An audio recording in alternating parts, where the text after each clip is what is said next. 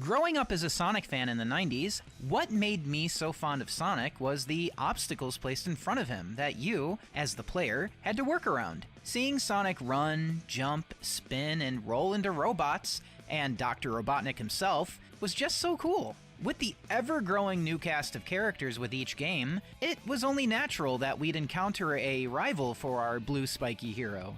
But what if there was a character similar in size and ability, and also a colorful animal like Sonic? Enter Knuckles the Echidna, first introduced in Sonic the Hedgehog 3 in 1994. Ever since his debut, this guy was the cool character to pretend to be on the playground. Nobody wanted to be that goody two-shoes hedgehog. You wanted to be the strong, badass rival that was capable of stopping Sonic. However, as time went on and the games kept coming out, Knuckles sort of fell from grace.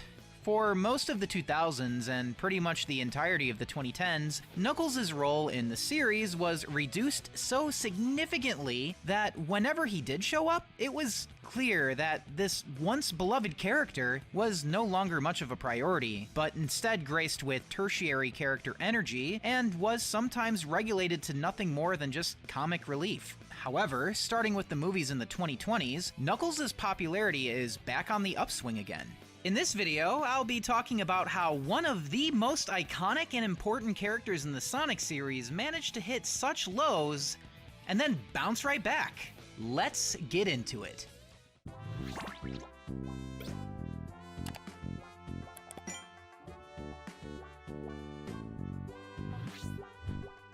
First impressions are important. When you boot up Sonic 3, and before you even start playing, we see Super Sonic get his shit rocked by the little red bastard, Knuckles, who ambushes Sonic from underneath the ground, knocking him straight out of his super form. He takes your emeralds, laughs at you, and runs away. What the hell was that?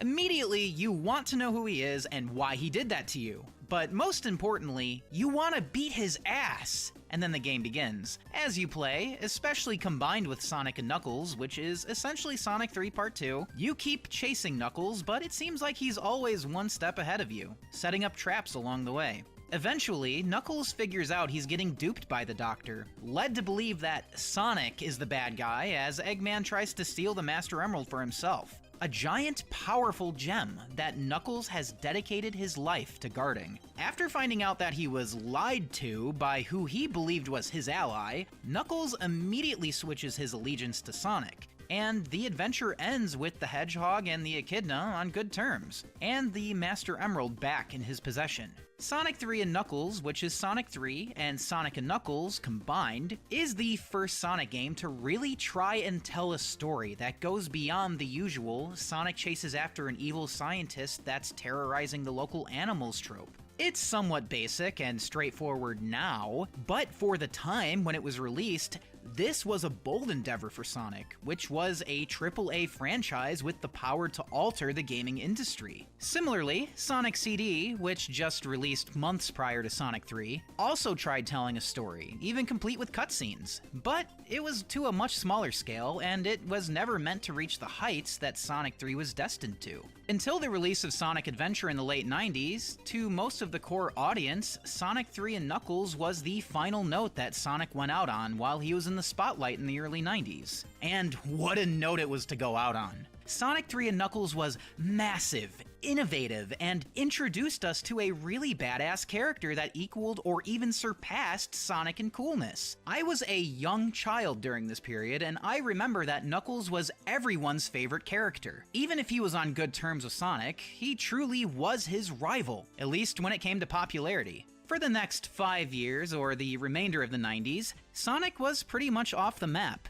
At least to the casual audience, thanks to Sega being a complete mess at the time. Doesn't mean all the games released during that time are bad, though. I mean, Sonic 3D Blast and Sonic R are guilty pleasures of mine. But even during this downtime for Sonic, Knuckles was still incredibly popular. And despite not really having any noteworthy Sonic games at the time, Knuckles did get his own game.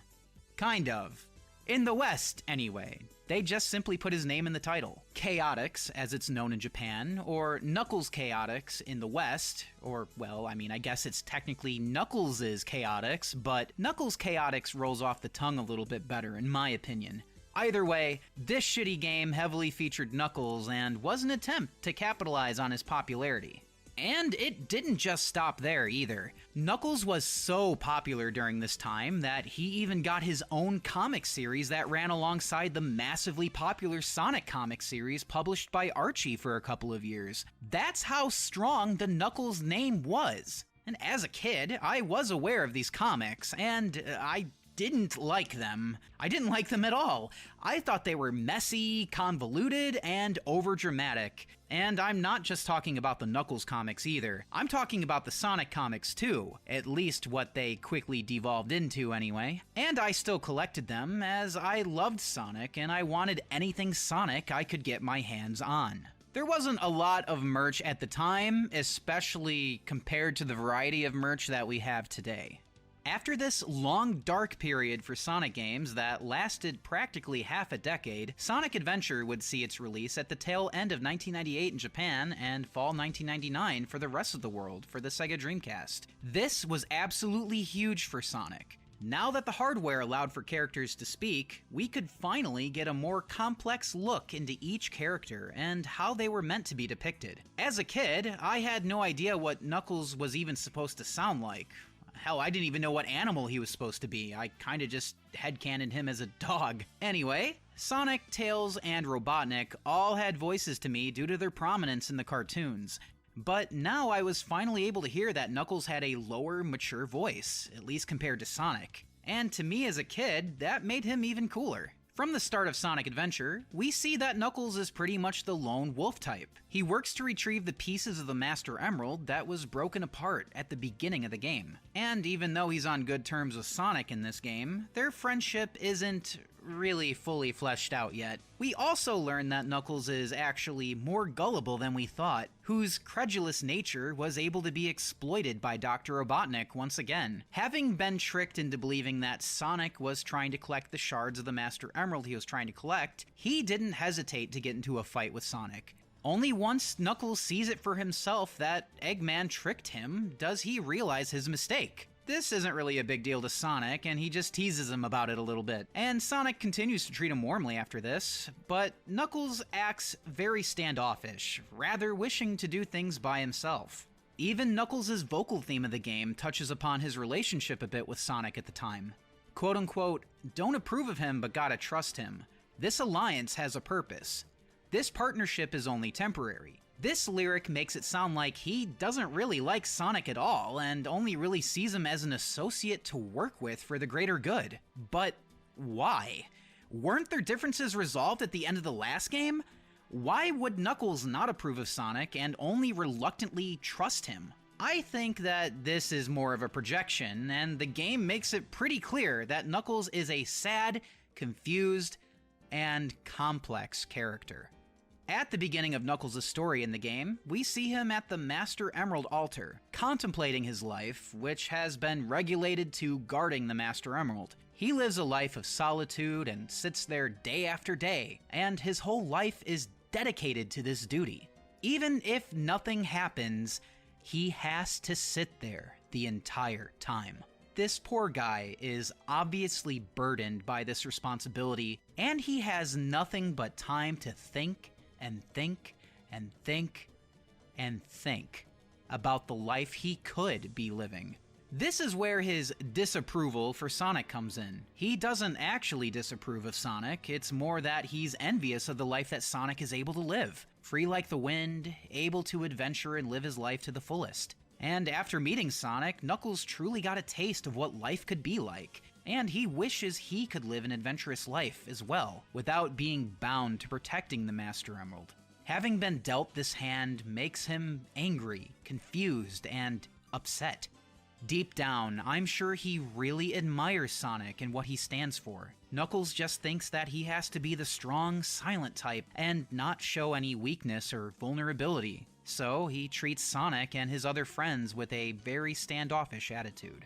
Which is why what I think happens in Sonic Adventure 2 is interesting. Just like in Sonic Adventure, the Master Emerald is shattered again, but this time things are a little different. In an attempt to prevent Eggman and newcomer Rouge from stealing the Master Emerald, Knuckles shatters it himself. Call me crazy, but I think deep down, Knuckles wanted an excuse to go on an adventure. Just like last time. I mean, he takes his job seriously, but this way he can still go out on an adventure and still do his duty as the Master Emerald's guardian.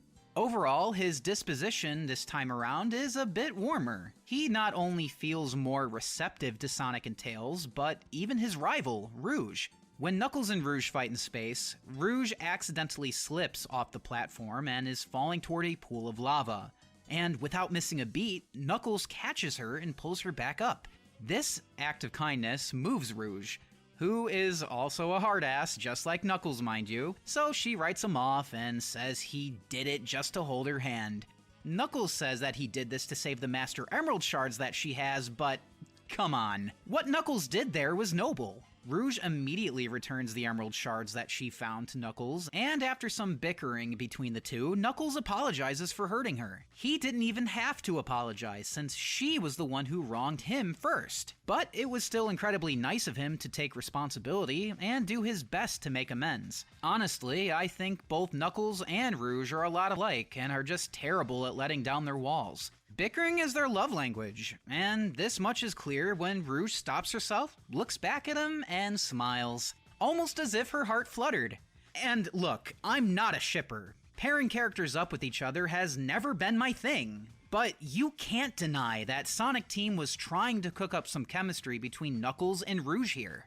Towards the end of the game, Knuckles plays a very strong supportive role, especially when Sonic and Shadow fight the Biohazard. I think Sonic Adventure 2, especially toward the second half of the game, is the point that Knuckles has stopped fighting his urge to be so standoffish, and has embraced his friendship with Sonic. I mean, at least that's how I've always perceived it, and I've been playing the game since 1994, basically about the time Sonic 3 first released. It was like I was able to see Sonic and Knuckles' relationship change and evolve in real time, going from enemies to rivals and then to best friends. What an incredible character. Seriously, I love Knuckles. He's so cool, and I'm not alone here. His reception was incredibly high. Surely, this popular character isn't going anywhere, right?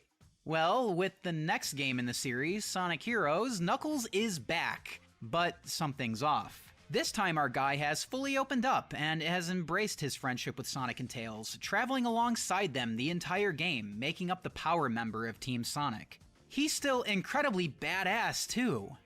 But, like I said, something's off. This is where the cracks begin to show for our beloved Rad Red. At least, to me. Remember how I said it's his life mission to protect the Master Emerald, and how that job leads him to living a life of solitude? Well, in Sonic Heroes, Knuckles is not guarding it for some inexplicable reason. And it's just really weird, you know? This character's whole thing up until now was being bound to guarding the Master Emerald and living a difficult life of solitude because of it. His whole personality and reason for taking action in the story in Sonic 3, Sonic Adventure, and Sonic Adventure 2 revolve around the Master Emerald.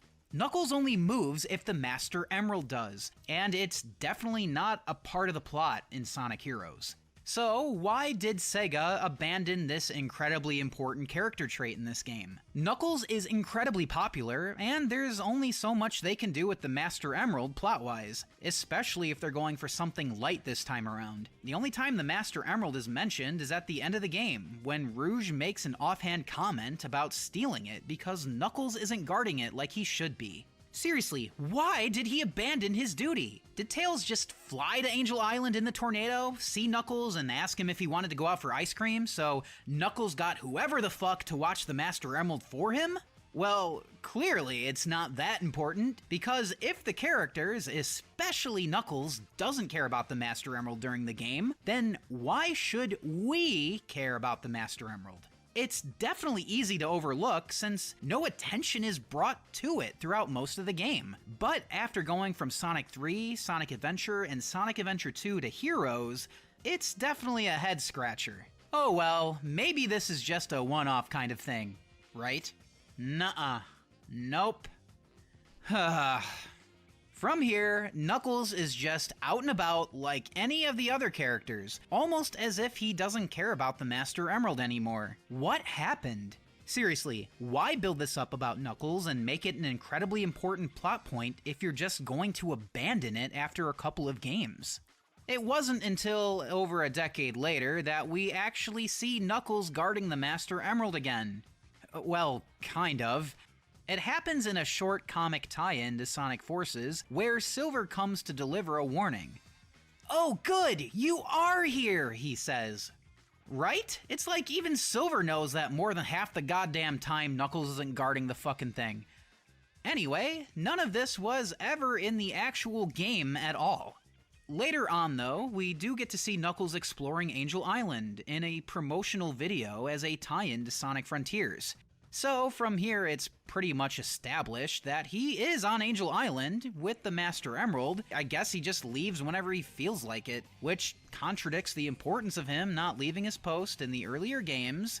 I mean, I guess this is fine, and having less boxes ticked means Knuckles gets to participate more often in the games. But I still do firmly believe this comes at a cost to his character. It really did give him a purpose, you know, and an exclusive role that nobody else could fill like he could.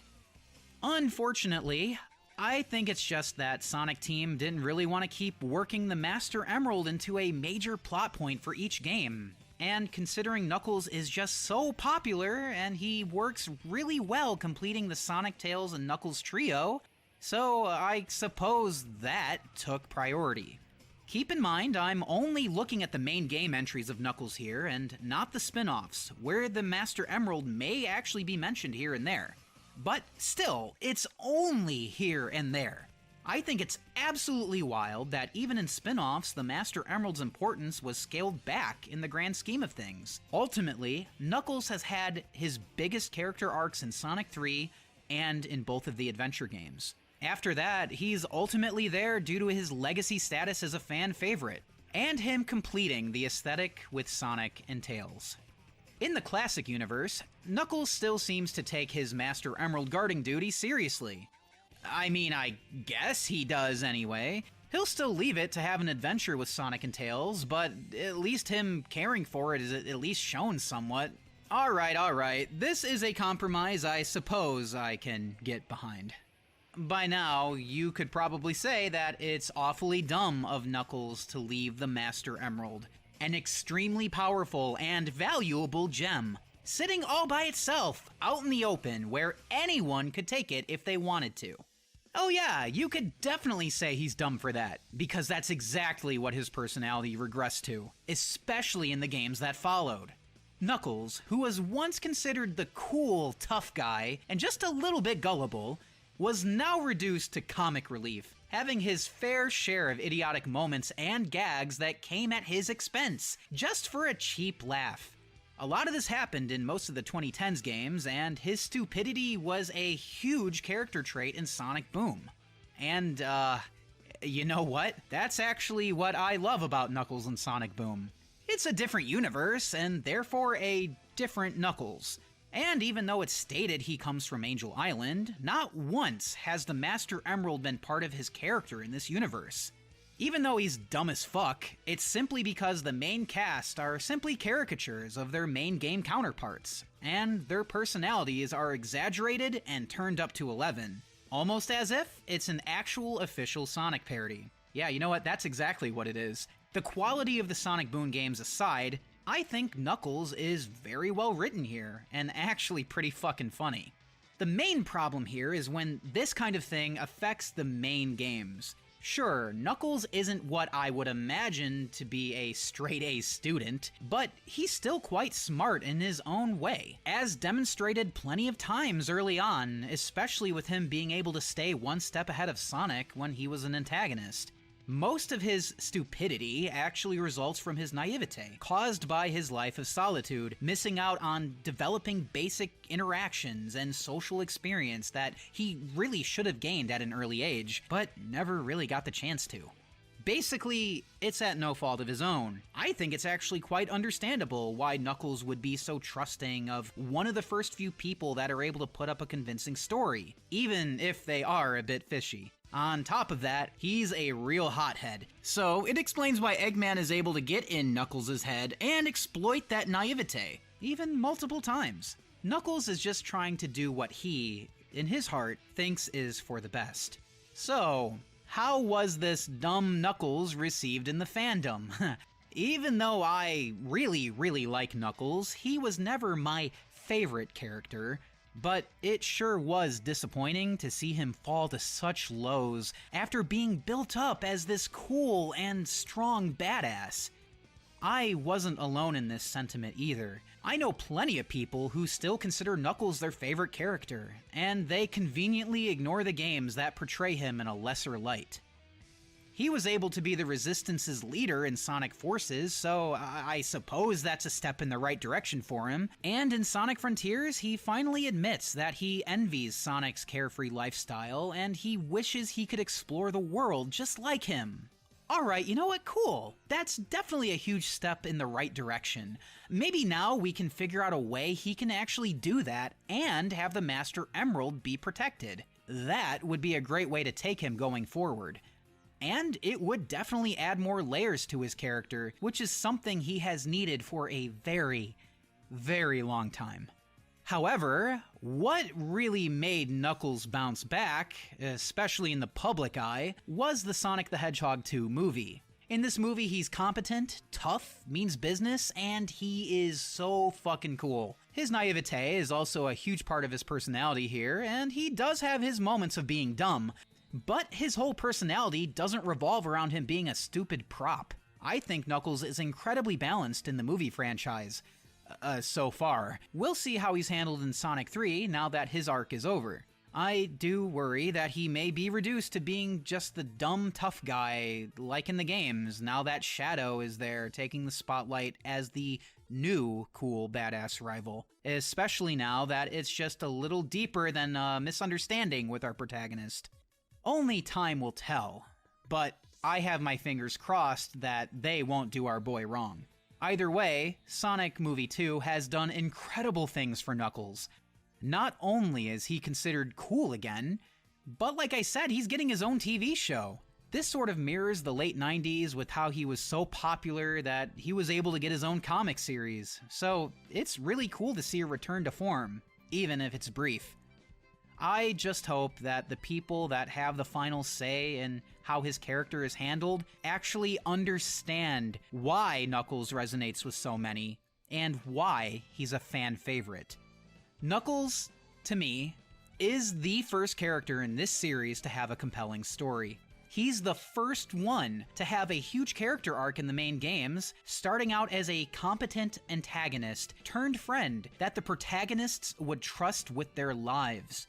He lives a complex life, constantly burdened by his duty that he was forced into for since as long as he can remember. He can't fight it, and he knows that this is the way things are meant to be, since he's the last of his kind, and the responsibility falls on him, even if it comes at the cost of his happiness and sanity. A lot of people are able to resonate with his struggle that he endures by himself, and that is one of the things that makes him so compelling. The Sonic series has done him really dirty at points, and it's unfortunate because it's clear that they just keep him around because he's popular, and they just don't know what to do with him.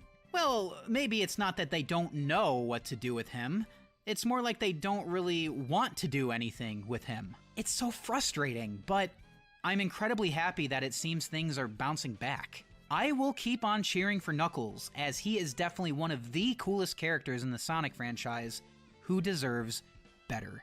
I know I can't cover everything here, but I chose to focus on the main series games, since those are what truly count at the end of the day. Even if Sega tries to retroactively canonize everything that was never meant to fit in the main canon. That being said, what is your favorite thing about Knuckles? Is he your favorite character, or at least one of them?